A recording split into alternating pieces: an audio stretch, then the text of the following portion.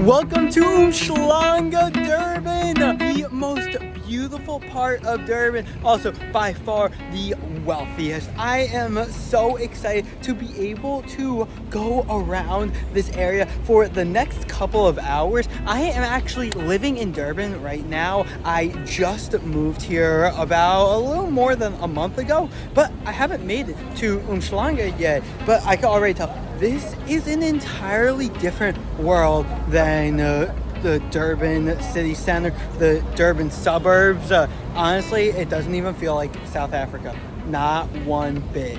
I feel like I am in Florida. I have been to so many places in Florida, but it's giving like a combination to me of Clearwater and West Palm Beach, two places I love so much.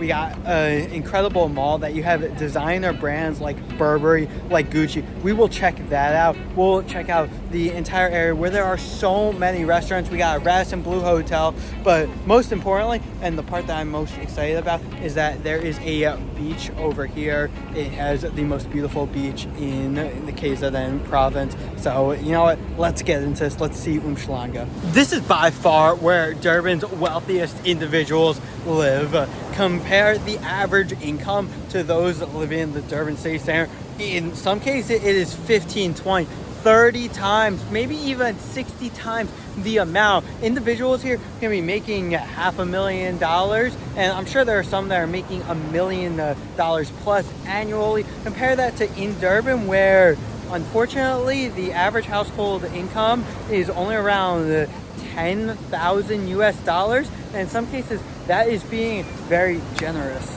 South Africa has some of the worst wealth disparity in the entire world, and in many years its Gini coefficient, it actually ranks #1 as the most unequal country in the world. You see the difference in how it plays in over here.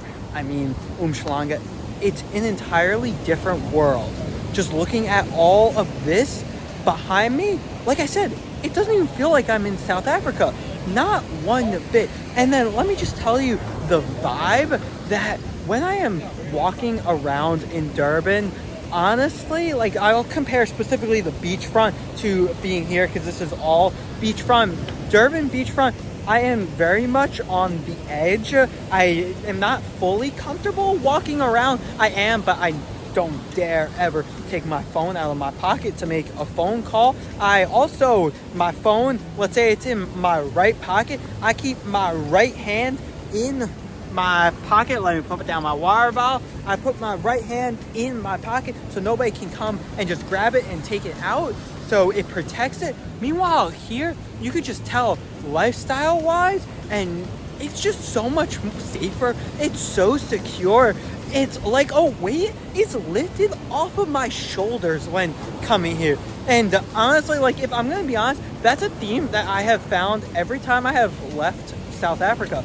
And South Africa recently, the crime has become rampant, unfortunately. When I went to Eswatini, when I went to Mozambique, the second I left South Africa, maybe it's just more so a mental thing.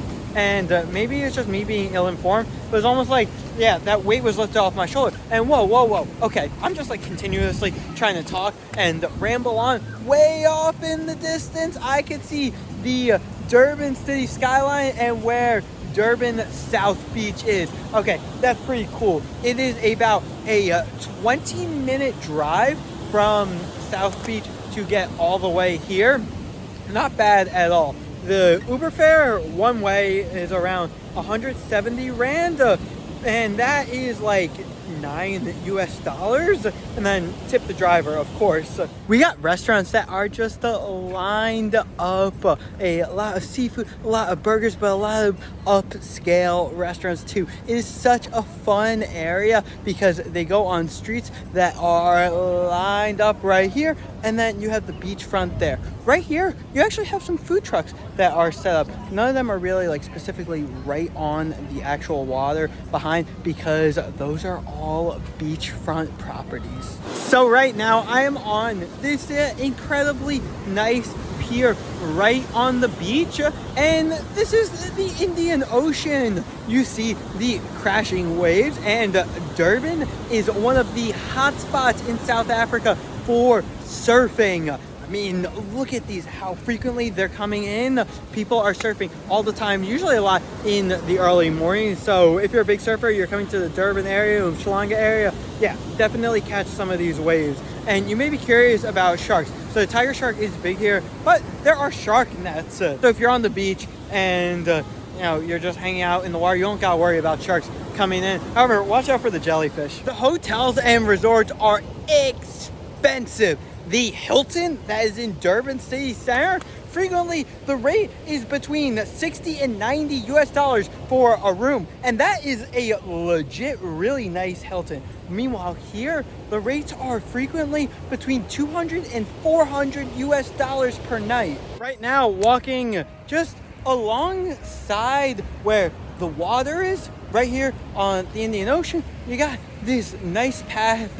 It is near Whalebone Pier, and yeah, you have the different condos, the resorts, the apartments. You see all this right here. How great is it to just overlook this? I really love the walk that's alongside the beach, and you 100% need to do this true, because first off, it's beautiful just with the way the trees are. I mean, you saw that little canopy layer as I'm walking through. As I already mentioned, you got the resorts here and the Indian Ocean on the side, but it's a great path because it's only foot traffic, no cars, and no anything that you need to worry about, and not like restaurants are on the side where it's causing noise.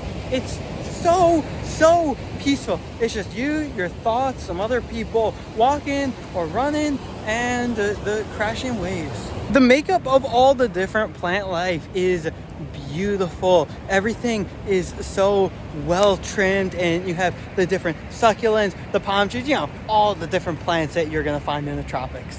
This walk is going down for gotta be a few kilometers, maybe even like 4 or 5 of them. This is by far my favorite part of Durban. Besides just walking around and being able to feel the differences between here and Durban, like obviously you see it in like the cars, the Mercedes and BMWs that are going by. Okay, this is the pinnacle of wealth. There is a Lamborghini dealership here. Similar to Durban, you will find multiple malls. The one I am in is called Ocean. There's also a Gateway as well. It's about half hour, 40-minute walk.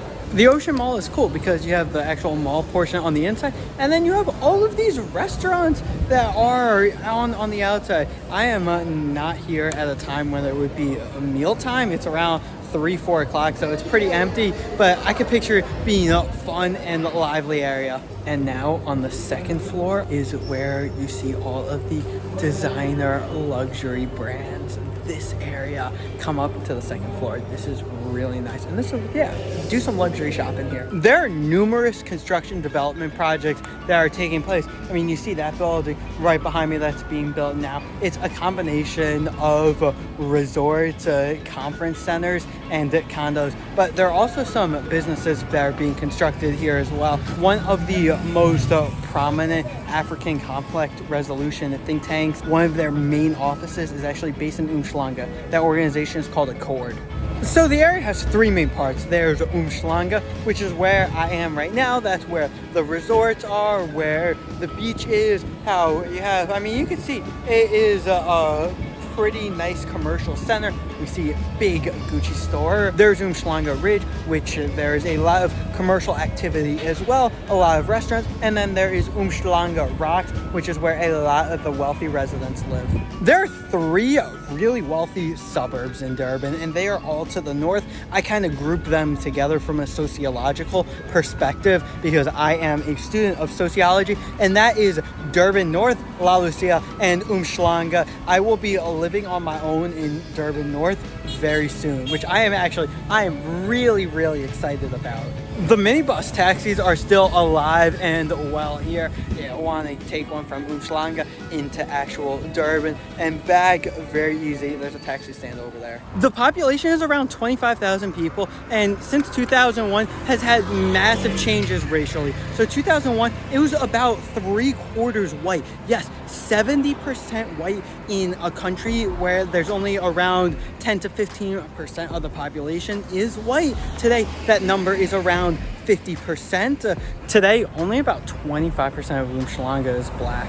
That really shows you just how unequal this country is and still how racially divided South Africa is as a whole. It's hard to see, but out on the water, there are all of these container ships that are just idle. And that is because Durban is the largest port city in South Africa and one of the largest port cities on the African continent. And the port is so busy that it can't house all the vessels. So a lot of times they have to come and just literally wait until there's port space. So that's what a lot of them doing out there. And final thoughts with Umhlanga. This is definitely a bubble. It really is. This isn't real Durban. This isn't real South Africa. If you're thinking about coming here, spending time, absolutely you should. If you are staying in Durban, come to Umhlanga, because I think it's really important for a sense of just learning about the unfortunate wealth disparity that still persists today. I love this little enclave. So yeah, I mean, I'm still living here for a little bit, living in Durban, so I'll be back here multiple times. The whole area is definitely small. You can see everything in, realistically, if you speed ran it, probably about 45 minutes, but you definitely shouldn't speed run it. Take your time, do relaxing walking through. Great set of restaurants and cafes, just overlooking